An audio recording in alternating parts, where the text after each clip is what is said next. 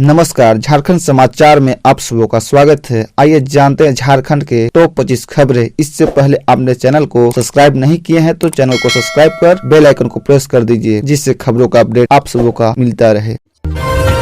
रामगढ़ विधानसभा उपचुनाव 2023 ईवीएम से 27 फरवरी को होगी वोटिंग। वीवीपैट से किए जाएंगे रिकॉर्ड। भारत निर्वाचन आयोग ने देश के विभिन्न राज्यों में हो रहे चुनाव एवं उपचुनाव 2023 के आलोक में इलेक्ट्रॉनिक वोटिंग मशीन तथा वीवीपैट से संबंधित सूचना का प्रकाशन कर दिया है। इसके तहत इलेक्ट्रॉनिक वोटिंग मशीन तथा वीवीपैट प्रिंटर के माध्यम से मत डाले और रिकॉर्ड किए जाएंगे। रामगढ़ विधानसभा उपचुनाव 2023 के आलोक में इलेक्ट्रॉनिक वोटिंग मशीन तथा वीवीपैट से संबंधित सूचना का प्रकाशन राज्य के गजट के साधारण अंक में 12 फरवरी 2023 को किया गया। आपको बता दें कि 27 फरवरी को रामगढ़ विधानसभा उपचुनाव के लिए वोटिंग होनी है।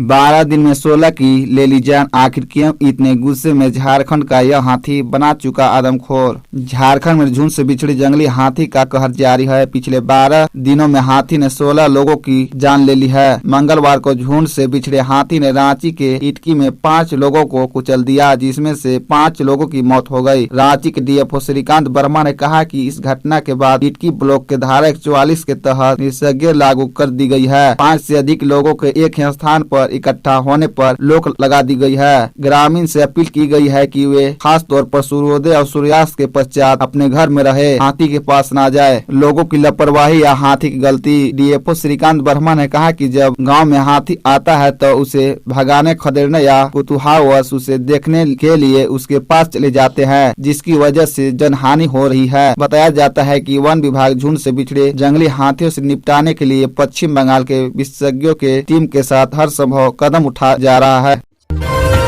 पुलिस को नुकसान पहुंचाने के लिए माओवादी ने लगाया था आईडी विस्फोट में एक ग्रामीण की चली गई जान। झारखंड के पश्चिमी सिंहभूम जिले में माओवादी ने पुलिस को नुकसान पहुंचाने के उद्देश्य से आईडी लगाया था, लेकिन आईडी विस्फोट में एक ग्रामीण की मौत हो गई है। यह घटना मंगलवार अपराह्न 3:30 बजे के आसपास की है। एसपी आशुतोष शेखर ने घटना की पुष्टि करते हुए बताया कि माओवादी की इस कायराना हरकत में एक ग्रामीण की मौत हो गई है। पुलिस घटना स्थल पर पहुंचकर मामले की जांच कर रही है। बताया जा रहा है कि ग्रामीण हमेशा की तरह जंगली क्षेत्र में जलावन के लिए गया था। इसी दौरान आईडी की चपेट में आ गया, इससे उसकी मौत पर ही मौत हो गई। गोलकेरा में पोस्टरबाजी से दहशत का माहौल। झारखंड के पश्चिमी सिंहभूम जिले में टोटो थाना क्षेत्र स्थित मेरलगाड़ा गाँव में सुरक्षा बलों को नुकसान पहुँचाने की नीयत से माओवादी द्वारा लगाए गए आईडी विस्फोट में एक ग्रामीण की मौत हो गई है। गोलकेरा थाना क्षेत्र के इचहातू गांव में नक्सलियों ने पोस्टरबाजी कर अपनी उपस्थिति दर्ज करा दी है। यह घटना मंगलवार अपराह्न 3:30 बजे के आसपास की है।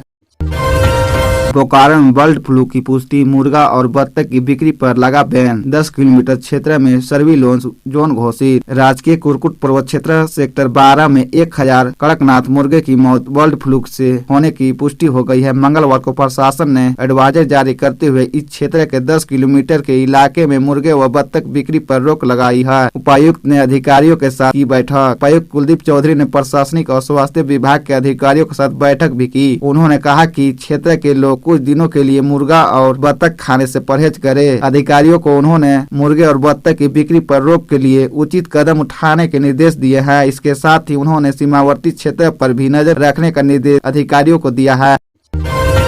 गिरिडीह में पाकिस्तान जिंदाबाद नारेबाजी मामले में मुखिया प्रत्याशी को भी भेजा गया जेल। गार्डन प्रखंड मुख्यालय मुखिया का नामांकन कराने आए गिरिडीह के प्रत्याशी शाकिर हसन के समर्थकों की ओर से प्रखंड कार्यालय के मुख्य गेट के सामने पाकिस्तान जिंदाबाद नारा लगाने के मामले में प्रशासन ने गुरुवार को 3 लोगों को गिरफ्तार कर लिया। घटना के दूसरे दिन एक्शन मोड में नजर आई पुलिस ने मुखिया प्रत्याशी हसन समेत 3 लोगों को गिरफ्तार कर लिया है। तीनों को न्यायिक हिरासत में भेज दिया गया है। इन तीनों के खिलाफ गार्डन थाना में देशद्रोह का भी मुकदमा दर्ज किया गया है।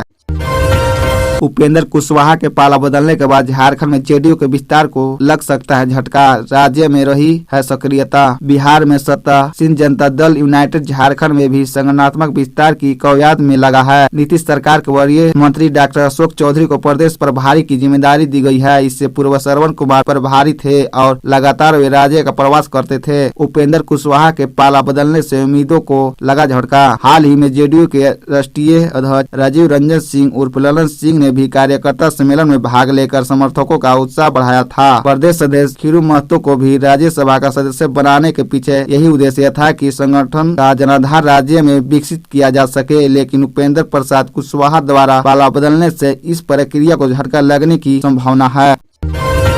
सऊदी अरब में डुमरी के प्रवासी मजदूर को इतना हैवान बन मालिक करा रहा काम। सरकार से वतन वापसी की गुहार। बगैर जांच पड़ताल व निबंध कराए रोजगार की आस में विदेश जाने वाले प्रवासी मजदूरों को कई तरह की यातनाएं झेलनी पड़ती है। एजेंट पर भरोसा कर वे विदेश चले जाते हैं, फिर परेशानी में शासन प्रशासन से वतन वापसी की विनती कराने को विवश होते हैं। कुछ ऐसे ही विषम परिस्थितियों से गिरिडीह जिले के डुमरी प्रखंड के चक्कर बरही गाँव का युवक खुबलाल महतो गुजर रहा है। सऊदी अरब में मालिक उसे यातना दे रहा है। पासपोर्ट जलाने के बाद उसकी पिटाई भी की जा रही है। सपनों की उड़ान भरने निकला था खुबलाल महतो के स्वजनों के मुताबिक 18 दिसंबर 2022 को सऊदी अरब में कमाने के लिए महतो यहां से निकला था, इस आस में कि उसकी कमाई से उसका घर बार संवारा जाएगा। पर कुछ दिन बाद ही उसका मालिक वहां हैवानियत बन गया।